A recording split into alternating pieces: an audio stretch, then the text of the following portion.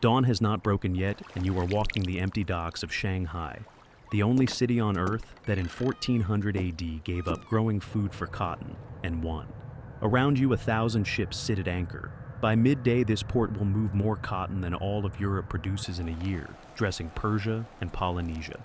Today, we walk it at its peak and find out why the empire that lived on this wealth signed the order that ended it. Using AI reconstruction tools, Ming Dynasty local gazetteers, Yuan Dynasty cotton industry records, and archaeological excavations from the Songjiang district conducted since 1994, we rebuilt this city street by street. What you are about to walk through has never existed in any museum or any documentary until now. 751 AD. The place that will become Shanghai does not yet exist. There is a small county called Huating, swampland, fishing villages, rice paddies stretching to the horizon. The Huangpu River cuts through the marsh on its way to the sea, wide and brown and largely ignored. No one looking at this landscape sees a future city. No one sees anything here at all. Then the Song Dynasty collapses in the north. In 1127, Jurchen invaders take the northern capital of Kaifeng. The emperor is captured. Imagine the scene.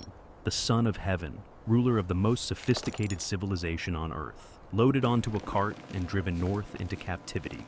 Behind him, the entire imperial court breaks and runs. Ministers, artists, physicians, silk merchants, master craftsmen, palace musicians, everything that made Kaifeng the greatest city in the world pours south in a single panicked exodus. With them come the knowledge, the capital, and the commercial networks of a dynasty. They need somewhere to rebuild. Many of them find Huating. A village becomes a town becomes a trading post. By 1279, the population has swelled to over 250,000.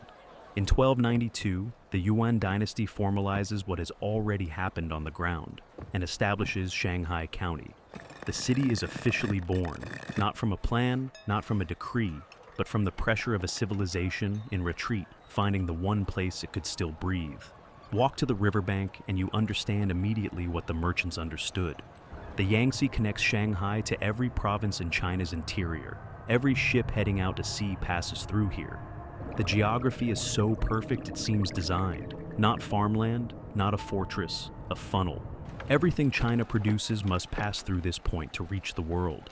The city that grows here will not need to fight for its position. It only needs to exist. But the city's first transformation does not come from geography. It comes from one woman. Around 1295, a small figure steps off a boat onto the docks of Songjiang district. Her name is Huang Daopo.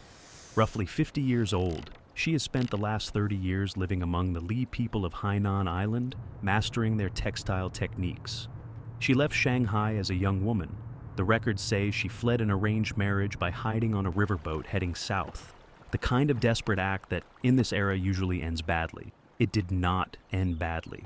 She arrives back in the district where she grew up, carrying knowledge that no one in the Yangtze Delta has ever seen.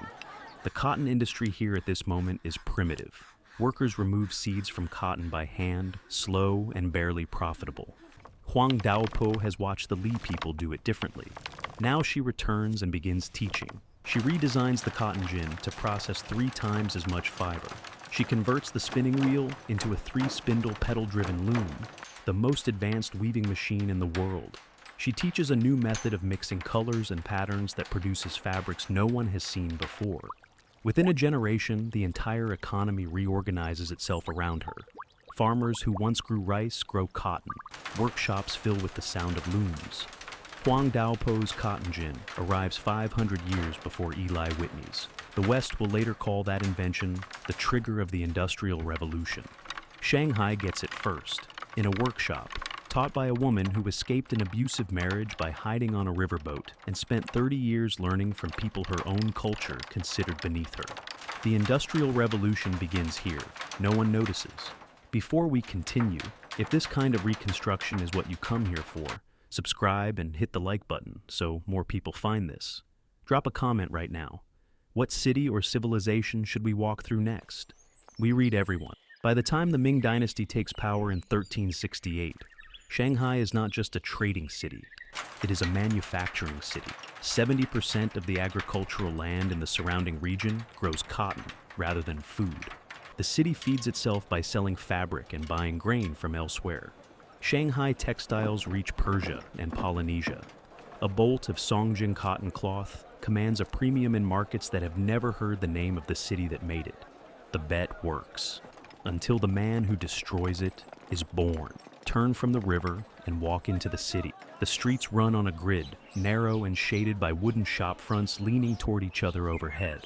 The signboards are red lacquer on black wood, each one naming a trade: cotton broker, dye merchant, silk finisher, money changer. Step through the gates of the Yew Garden, begun in 1559 by a government official named Pan En for his aging parents. 5 acres of pavilions, rockeries, zigzag bridges over lotus ponds. Every stone placed to suggest a mountain. Every pond positioned to reflect a different sky. This is specifically Chinese thinking. Nature is not something you go out into. It is something you bring inside and arrange. Outside these walls, the city never stops. Walk back to the docks. Porters move through the night with lanterns. The smell is river mud and hemp rope and raw cotton in the damp air. The textile district hums from before dawn until after dark. The sound of 3 spindle looms so constant it becomes the background noise of the city, the way church bells define a European town. The cotton merchants sit in counting houses, stacked with ledgers covering half the known world. Buyers from Suzhou, Hangzhou, and Nanjing arrive weekly. Persian traders make the journey east specifically for Songjiang cloth. The city wall, built in 1553 against the Wokou pirates, runs in a circle around the old town, its 4 gates opening each morning and closing each night. The city is a machine with no off position, and it has been officially illegal for most of its existence. In 1371, 3 years after founding the Ming Dynasty, the Hongwu Emperor issues the Haijin, the maritime prohibition. Private sea trade is banned entirely. The punishment is execution, with the offender's family and neighbors exiled from their homes.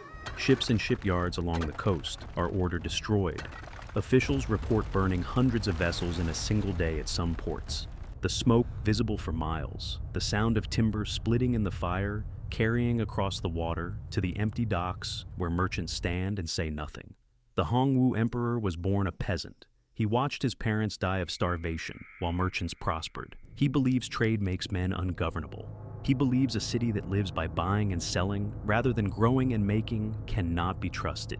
He is not entirely wrong about the last point. He is entirely wrong about what happens next. Shanghai does not stop trading.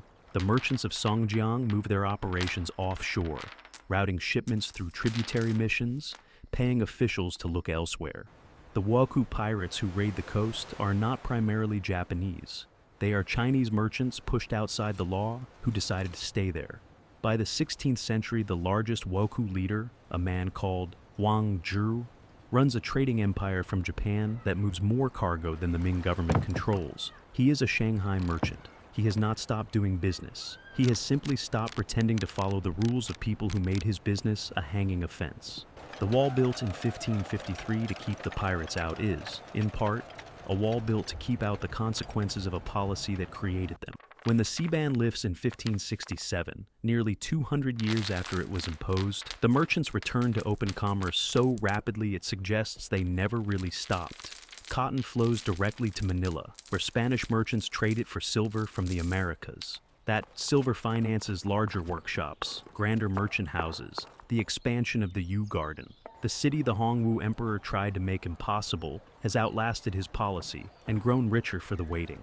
This is what Shanghai kept proving across every dynasty that tried to contain it. You cannot prohibition a funnel. Today the Yew Garden still stands in the center of Shanghai's old city. The rockeries Pan En built for his parents are surrounded now by a tourist market. The zigzag bridge over the Lotus Pond is one of the most photographed spots in China. Visitors walk across it above water that has been reflecting the same pavilion rooflines for 460 years. Somewhere beneath the foundations of the buildings that replaced the Ming waterfront, the original dock pilings are still in the mud of the Huangpu River. Archaeologists have found them, cotton fibers embedded in the wood, preserved by the river mud, still identifiable after 600 years. The cotton is still here, the city that bet everything on it is still here. The empire that tried to make both of them illegal is not. Shanghai did not survive because it was protected. It survived because it was useful, and that is a darker lesson than it sounds. Every city that has ever made itself indispensable has also made itself a target. Shanghai proved you could build the most productive manufacturing economy in Asia, pioneer the technology that would later drive the Industrial Revolution, and supply half the known world with fabric it could not make itself. It also proved that none of that is enough protection. If the man holding power decides the city's existence offends his idea of how the world should work. The Hongwu Emperor failed. Others did not always fail. The cotton fibers in the dock pilings are still there. So, is the question they leave unanswered? How many cities like this one never made it back? If this reached you before the algorithm buried it, like, subscribe, and tell me in the comments which city we should walk through next. There are more of them than history remembers.